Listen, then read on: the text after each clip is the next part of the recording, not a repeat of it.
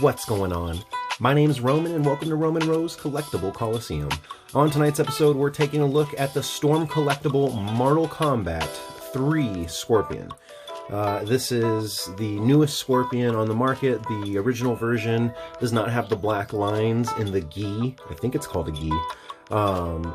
This is from Mortal Kombat 3. The other one, I believe, is from Mortal Kombat 1. This is a really cool figure. It comes with a ton of stuff. As you see, a total of 8 hands. We have Scorpion's... I forget what that's called. Is that a kunai? I don't remember. We have an axe that is bloody, 3 blood effects, and an alternate mask, and that's probably my least favorite part, is the alternate mask. We have so much to go over, so let's go ahead and get started. Let's take a look at some of these accessories. So first we have the rope effect, which is done very nicely. You can feel the braid texture all over the rope. It's really well done. This is blue at the tip and then silver. Really well done, and the cool thing is that you can plug in this bloody effect. So then you just push this towards somebody and it looks like there's blood coming out of my hand.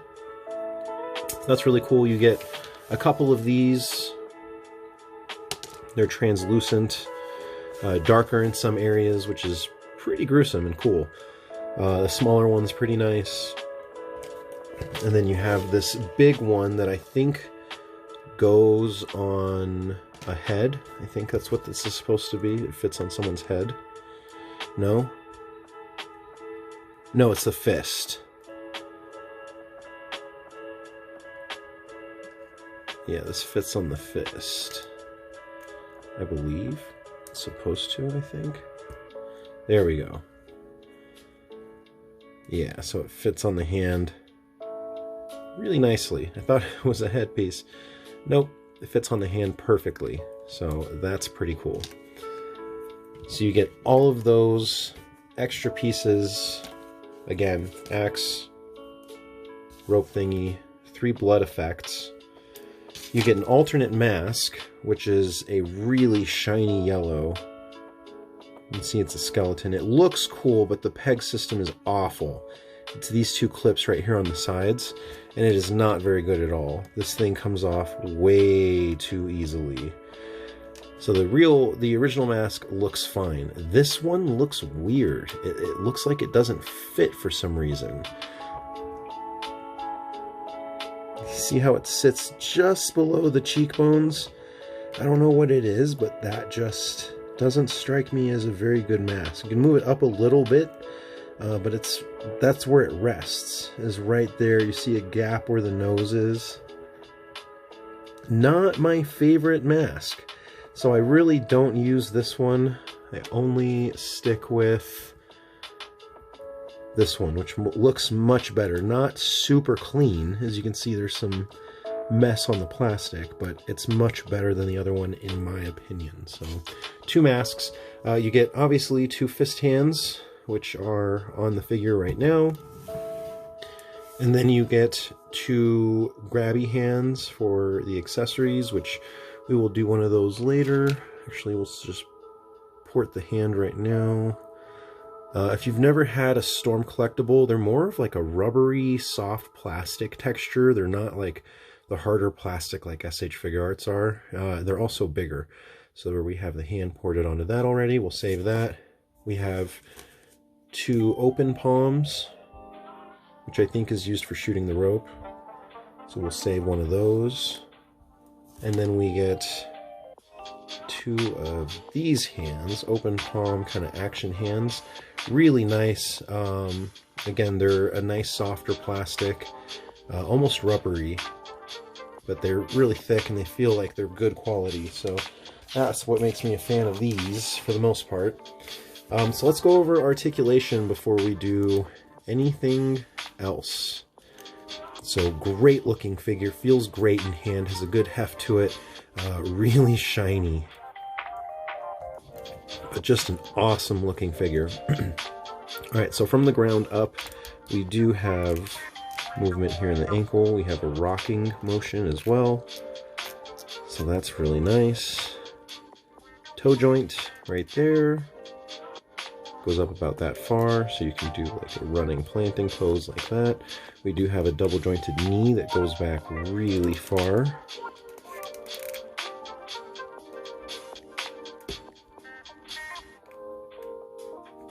So really good range in that. The leg comes up about that far. It's being impeded right here by this rubber piece. So I don't want to force it up too far, but that's about as far up as it goes. So it kicks out to about 90.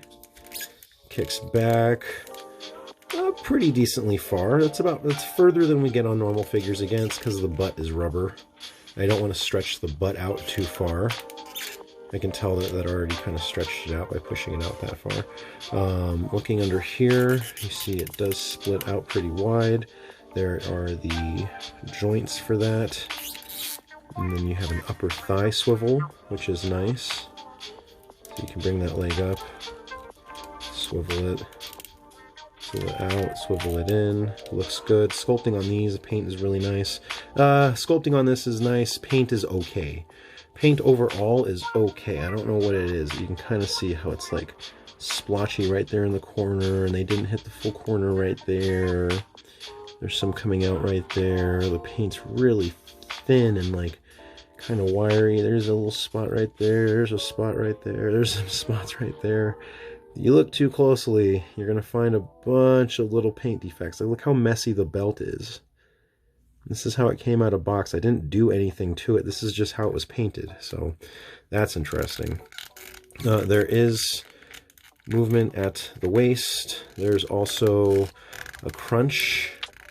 There is a solid plastic lower torso, and then the upper is rubber. You do get that upper moving, and you can kind of see the cut right there. But there you have the upper move side to side as well. It does, oh, here we go. You can kind of see it better right there. But there's the cut that runs across it. Put that back on his shoulder. Oh, you can kind of see the cut back here too. So, torso is pretty well designed overall. The arms have a really good range. They're not really limited by the outfit very much. It is kind of hard to go all the way around just because of the shape of the shoulder. I don't think it was... Oh, this one will do it easily. This one's a little more stubborn, and I'm not going to force it because I want this figure to last. You can hear how tight the plastic is.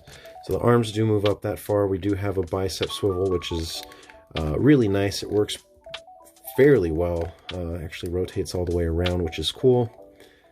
Double jointed elbows, which look really nice. This yellow gauntlet piece is floating. So if you took the hand off, you could slip the whole thing off, which we're going to take a hand off so we can port out something else. So we'll just take that off really quick. But there you'd have it without that thing. So you can just slip that back on. And the hand I want to use for this, actually I want to use this ropey piece. And then I want to use this hand, the open hand. There we go. There we go. And of course the mask fell off. I did notice that. Oops, that's not the mask. Where'd it go? There it is. Mask does not stay on super well. Looks good. Double joint bicep swivel. I mean, all the articulation makes it a really highly enjoyable figure. Great looking figure. Now, it is about a 7-inch tall figure, 7 1/4. It is very big, and we will compare it to some standard 1/12 scale figures. I think they try to market this as 1/12 scale, but if that's the case, then these people are giants. Alright, so here he has the axe. And he's shooting this thing. I mean, this guy is just so cool. I really enjoy this thing. I don't have anything that looks like this. As far as video game characters go, this guy is one of my absolute favorite. But yeah, this is an outstanding figure. Before we get too far ahead of ourselves, I do want to do a size comparison with a Marvel Legend, just so you can see how tall he really is. Let's put him right here.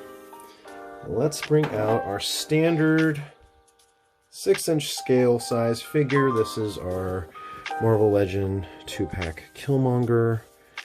And just looking at them, you can see that Scorpion is a whole head taller than Killmonger. Also, his proportions are much bigger. His arms compared to Killmonger are huge. So this is overall just a bigger figure. So there they are side by side. Whoop, trying to have them side by side at least. Yeah, big figure. Really shiny on the yellow. I don't know if it's too shiny, but I don't know.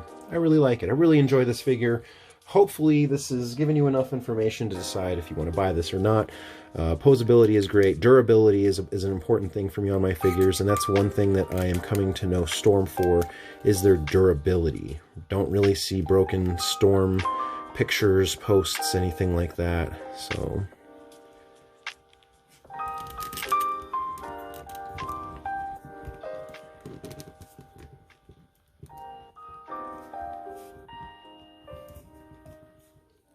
great looking figure.